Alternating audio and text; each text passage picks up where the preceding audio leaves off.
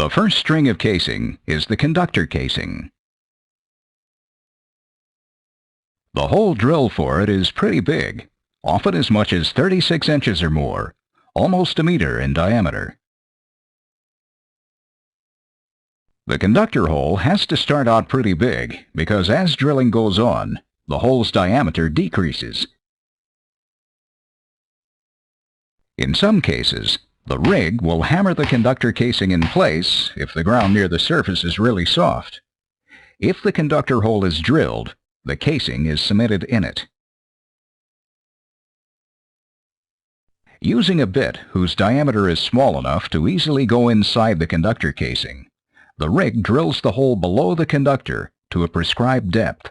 The diameter of the surface hole can still be relatively large, say 17 inches, over 400 millimeters or even more. The surface hole's depth is usually set by regulatory agencies. They require that the surface hole be drilled through all freshwater zones, and that surface casing be set and cemented to protect the zones from damage by additional drilling operations. This depth could be from hundreds to thousands of feet or meters. Crew members nipple up or connect the BOPs to the surface casing at the wellhead. So this casing must be strong enough to support the BOP stack. In addition, it has to withstand the gas or fluid pressures the well may encounter. Surface casing also has to be strong enough to support the additional casing strings hung inside of it. To drill the intermediate hole, the operator chooses a still smaller in diameter bit, which easily fits inside the surface casing. A bit of about 12 inches, or 300 millimeters in diameter, is one example of the size. Intermediate casing is also cemented into place to seal off troublesome formations, like lost circulation zones or abnormally pressured zones. It is often the longest section of casing in the well. Also, the crew connects or nipples up the BOPs to the top of the intermediate casing by using an adapter and casing head, or a drilling spool, which is stacked on or connected to the top of the surface casing wellhead. It therefore anchors the BOPs for the drilling that comes later. Remember that the crew has to nipple up a stack of BOPs to each string of casing that is run into the well.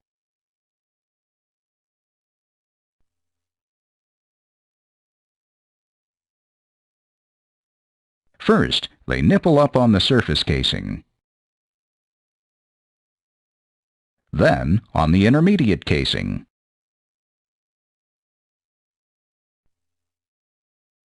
And finally, on the production casing.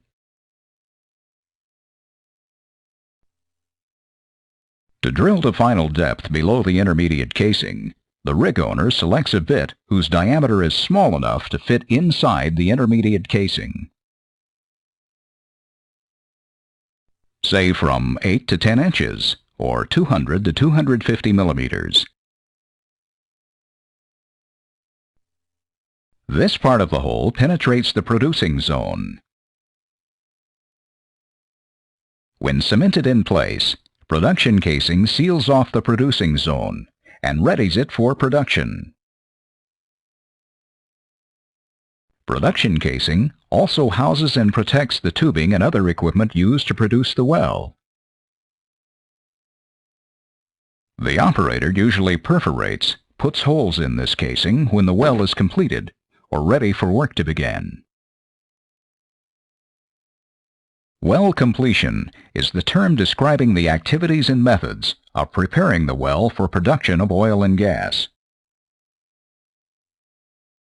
Oil and gas flow into the well through the perforations. Sometimes well owners run liners instead of casing into the well. A liner is a shortened string of casing used to case the smaller open hole section below an existing casing string in the hole. It's just like casing, except that a liner does not run all the way to the surface.